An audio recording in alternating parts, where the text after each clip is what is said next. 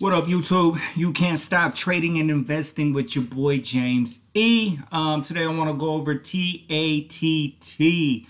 I was in the market today, watching my usuals, but every now and then, I like to pop in and see the top 10, top 10% gainers of the day, and this one happened to pop up. So I want to go over my trade, why I executed this trade, and get into what happened with that trade. But before I do that, man, please click that like button. Please subscribe. It is very much appreciated. I am not a financial advisor. I'm just a guy that likes to research and analyze anything that I find interesting in the stock market, and I like to share that with anybody who's willing to listen. So, TATT. Let's just get into it. First off, they had some news come out yesterday. TAT Technology stock skyrockets plus 70%. Signed strategic agreement with Honeywell. Okay, so if you see here, Piedmont Aviation Industry, or TAT Technologies, and Honeywell International for an exclusive worldwide auxiliary power unit retail service of OEM authorized GTCP 331-500 engine. Okay, so some kind of deal with a fucking engine. All right, this engine is installed in all Boeing 77 aircraft around the world. So anyways, just to get into it a little bit, so this was the news catalyst that propelled this thing in the morning, or I'm sorry, not in the morning, but late day yesterday. So we had a big spike from $4 all the way up to $6, and then basically consolidated, and then had this huge after-hour spike to $11. Okay, so as I'm watching the market, I'm seeing what's out there. What could I be potentially on my radar? So I start seeing this climb. If you really look at the bigger picture, let me go to this one. Bing, bing. As you can see, it's kind of forming that curl. So when it broke over here in the morning, when it broke that high right here in the morning, bing, I was thinking it could potentially catch a squeeze and run all the way back up to 11. So as I'm watching it, bounce around and it dropped off, but then I started seeing this slow grind. And to be honest, I should have caught this thing from the first place. Pops here, pulls back, higher low, higher high, higher low, higher high, then a drop off. And to be honest, I was seeing more of this action right here. So I was seeing a pop, higher low, higher high, higher low, higher high, higher low, and I was expecting it to pop. So when it did this one, I had purchased the pullback in here, and so I was holding on to it. I bought 250 shares, and I wound up taking I believe a 5% loss on my position. So nothing too bad. It did drop. My goal was to get out at a 3% loss right in this area. But it just completely just tanked, as you can see right here. So I just, wound up taking a 5% loss on that. But again, the reasoning behind me purchasing this thing was, one, I was seeing this curl action because that it was news coming out late day. So when I seen this sort of curl and this heavy volume coming in, as you can see, compared to yesterday, there's no real volume. So I seen this heavy volume coming in. And so when I started to see this curl, I was thinking, okay, it could potentially pop back up to the highs here, which would have been a nice dollar profit, which would have been, roughly about a 15% profit compared to my 5% loss. So a 3-to-1 risk reward is still pretty good for me personally. But it just winded up crapping out. But anyway, so we had this big move after hours, and then I started seeing this curl action right here in this pattern. So I said, ooh, that looks promising. It looks like we could get back up there. And then when I seen these higher highs and higher lows, that definitely enticed me to purchase. And then also what I like to look at, just to be part of our criteria, right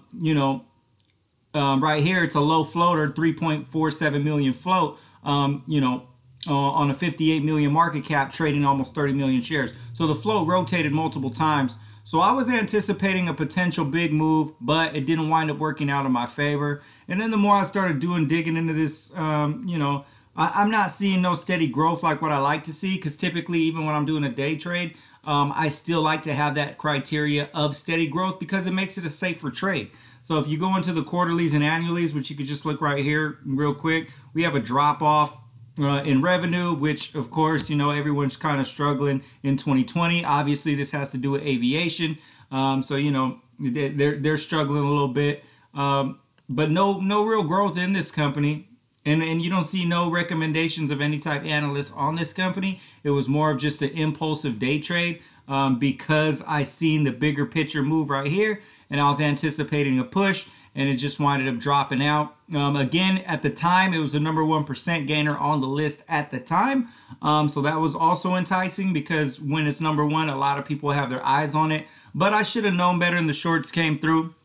But again, you know, we win and lose in the stock market, and today wanted to be a red day on this particular trade. You know, I've been more involved in swing trading and investing lately, and it's because I continue to run into problems like this in the actual day trades. I've been doing extremely well in swing trading and very well in investing, you know, but every now and then I still like to throw in a trade, and then this one, you know, this one winded up giving me a little bit. And then I did talk about NNDM, and then I did wind up actually making a little profit on NNDM today. I bought it at the dip and then waited for it to pop, which it did. Bought it at this dip, popped, but I started seeing movement in TSMP, which I wanted to purchase more shares, like I've talked about in my previous videos. Go watch my videos on TSMP. So you know, I just sold it real fast for, you know, quick $20 profit, which was nothing. It's, you know, basically not even, well, about like a, you know, a 2 or 3% profit based on the position size I had.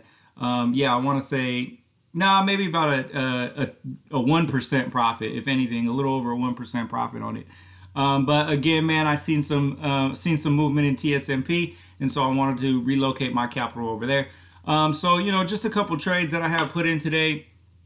Took a red one, took a green one. The red one was bigger, but overall, you know, that's part of the plan. That's part of what I do. We are going to win and we are going to lose. And I just so happened to take an L on that one. It was looking promising, but it just didn't pan out the way I expected it to when I started seeing this gradual climb back. You know, I was up a little bit of profit, but that wasn't the goal, and then it just completely dropped off. So TATT, you know, again, man, this is another lesson for me personally, to stop, you know, trying to trade whatever's at the top of that top 10% gain list and do more homework into a company before I make the purchase, because typically in my day trades I like to go with technicals, and I like to go with the volatility of those technicals and determining the supply and demand ratio. And since this was pretty much, like, in my opinion, was bottoming and curling, which is where I typically like to buy, it just winded up being a dud and just crapping out on me. So, you know, just a quick trade on TATT and winded up taking a loss on it.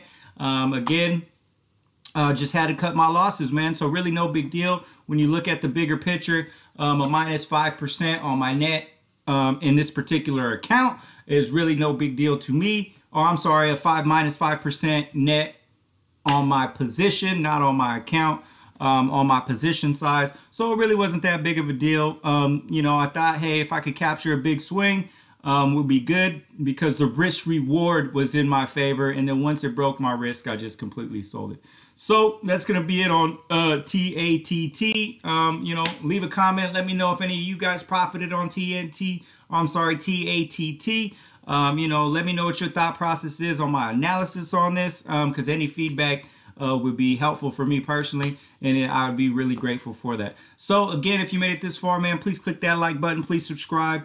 You Can't Stop Mafia is a mindset movement, meaning never stop yourself, never stop your progress, never stop your education, especially in finance. Having multiple streams of income is an amazing thing, and the stock market is a place where you could do that. So TATT, a minus 5% loss on my position. It happens. No big deal. I'm going to review and analyze and make sure that these events don't happen again. All right? So till next time, guys, I'm out. Peace.